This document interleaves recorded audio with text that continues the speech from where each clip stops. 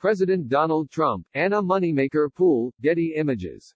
Even as coronavirus deaths mount and infections make inroads into the White House, President Donald Trump is maintaining his upbeat message about reopening the country and restarting the economy. Trump has branded the moment a transition to greatness, casting himself as a wartime president and Americans as warriors in an epic battle against a disease for which there is still no vaccine. But with the unemployment rate at a level not seen since the Great Depression, the number of COVID-19 deaths at more than 80,000 and polls showing a majority of Americans still wary of heading to shops and restaurants, the president and his administration are trying their best to boost people's confidence anyway. Part of the White House's strategy appears to come from the Trumpian playbook of overstating a potentially bad outcome and then celebrating a less disastrous result. Throwing out a huge number, like a future 25% unemployment rate, or 2 million deaths from the coronavirus, can, in turn, make lower figures seem like a relief. That was the reaction among White House aides on Friday to the 14.7% unemployment rate, happiness that the figure wasn't as high as it could have been. Aides were also heartened by the statistic that roughly 18 million of the 23.1 million unemployed Americans said they were temporarily laid off, meaning they still had some connection to jobs and companies to which they would hopefully return one day.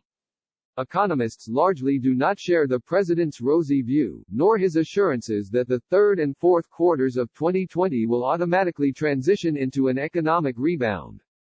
I remember working in the White House in 2009 and feeling the world was ending when we lost roughly 700,000 jobs a month, said Jesse Rothstein, a former senior economist in the Obama administration who is now a professor of public policy and economics at the University of California, Berkeley. Now, we lost 20 million jobs in 1 month.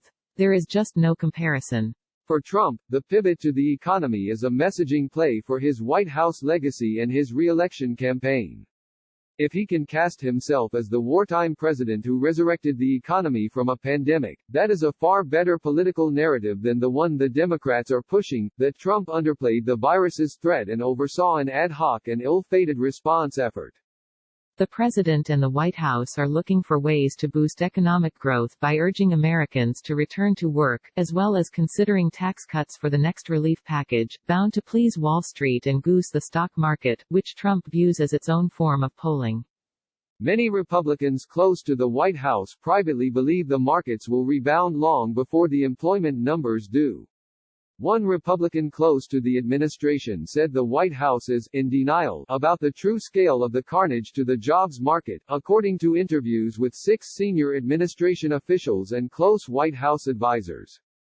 Publicly, White House officials are keeping up Trump's optimistic message of a recovery in the last 2 quarters of the year, even if it seems unlikely that Americans will want to fully participate in large-scale events like concerts or sports games, or attend celebrations, dine out or even travel. We understand why the economy is slowing down. And we expect that we can reverse it, senior advisor Kevin Hassett said on Sunday on CBS, Face the Nation. Whereas in the Depression, there were a lot of other things, a lot of policy errors and so on, that made the whole thing drag out. Also on Sunday, Treasury Secretary Steven Mnuchin warned that the unemployment rate could go as high as 25%. If you look at the Congressional Budget Office, he added, they currently forecast that the second half of the year will be one of recovery. You know, God willing, that's what's going to happen. And I think that that's the view that's pretty much shared by the White House. Conservative political groups and economists have been echoing this message in recent days, calling for Congress to cut or suspend the payroll tax in the next congressional package and move to relax social distancing guidelines as soon as possible.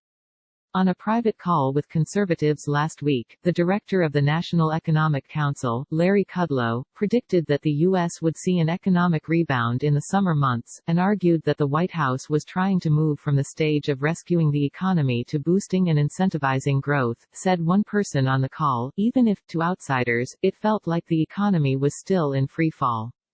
The high unemployment rate only raises the stakes for getting the economy opened as quickly as possible, said Stephen Moore, an informal economic advisor to the Trump campaign and the White House dating back to 2016.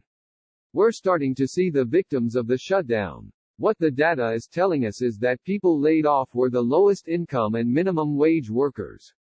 That makes it all of the more imperative to move as quickly as possible.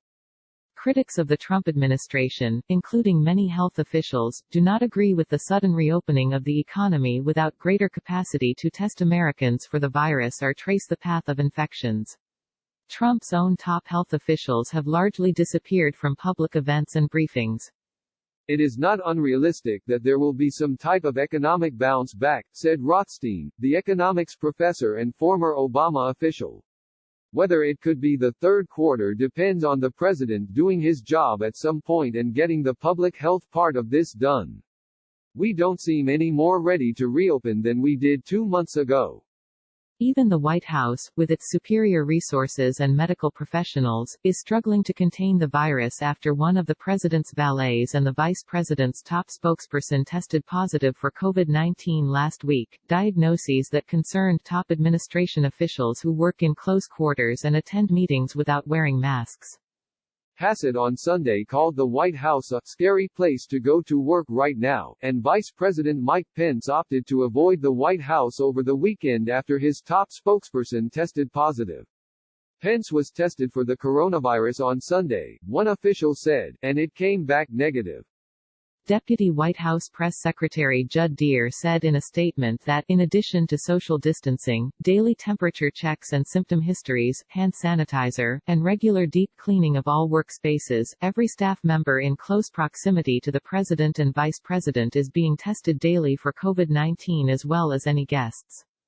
An outbreak of the coronavirus within the West Wing is not slowing down Trump's economic message, however, as he prepares to meet with 2 governors at the White House this week and travel to Philadelphia. This president, when faced with this very tough decision to put a pause on the hottest economy in modern history, said American lives matter most. And that's what he did, White House Press Secretary Kayleigh McEnany said at a briefing on Friday. And I can tell you this, the president that got us to the hottest economy in modern history, he's done it once, and he can do it again.